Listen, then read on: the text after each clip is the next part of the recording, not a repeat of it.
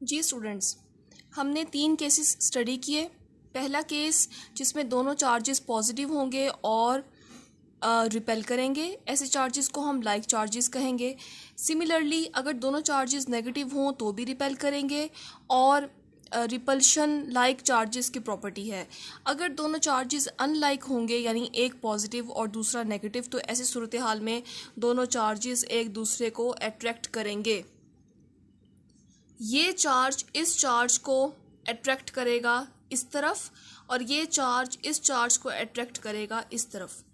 तो ये अट्रैक्टिव और ये दोनों रिपल्सिव केसेस हैं जो कि हमने 3 प्रॉपर्टीज चार्जेस की पढ़ ली। आगे हम टॉपिक 1.1 की शुरुआत करने जा रहे हैं। फर्स्ट टॉपिक है इसका कूलम्स लॉ।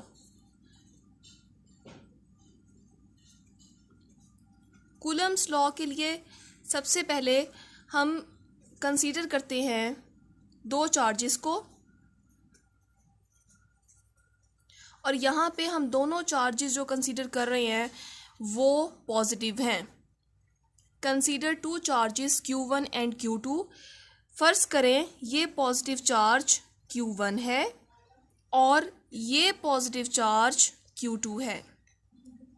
Q1 और Q2 दोनों पॉजिटिव चार्जेस हैं। अब जिस तरह मैंने आपको ऊपर समझाया कि अगर दोनों पॉजिटिव चार्जेस होंगे तो दोनों एक दूसरे को रिपेल करेंगे, यानी अब Q2 Q1 को इस तरफ रिपेल करेगा और Q1 Q2 को इस तरफ रिपेल करेगा। फोर्स ऑफ रिपल्शन यहाँ पे इस तरह से बनाई जाएगी।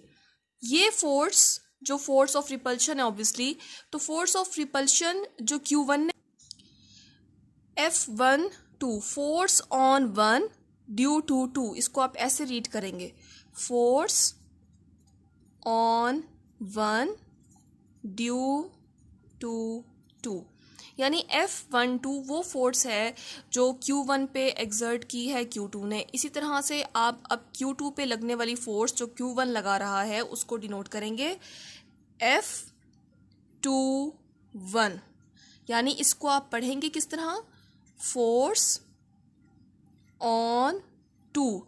ये सेकंड चार्ज है ना, तो इसीलिए सेकंड चार्ज पे लगने वाली फोर्स, इसका मतलब ये है फोर्स ऑन 2, सेकंड चार्ज पे लगने वाली फोर्स कौन लगा रहा है, ड्यू टू 1, यानी ये चार्ज Q2 पे फोर्स इस डायरेक्शन में एक्सर्ट कर रहा है। तो F21 और F12 ये 2 फोर्सेस हैं।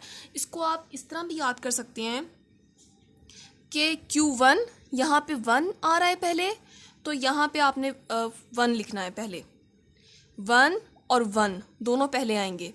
बिल्कुल इस तरह से ये Q2 चार्ज है, तो Q2 चार्ज के लिए F21 2 और 2 दोनों पहले आएंगे। तो F21 और F12 ये फोर्सेस हैं जो आपने अच्छे तरीके से इसको मेमोराइज करके याद कर लेना है। हम आगे इसका यूज़ करेंगे इन सिंबल्स का। अब कूलम्स लॉ असल में हमें क्या सिखाएगा? कूलम्स लॉ हमें ये सिखाएगा कि हमने ये फोर्स जो मैंने ये लिखी, फोर्स ऑफ रिपल्शन है यहाँ पे, ये फोर्स कितनी है और इसको हम कैसे मेजर करें।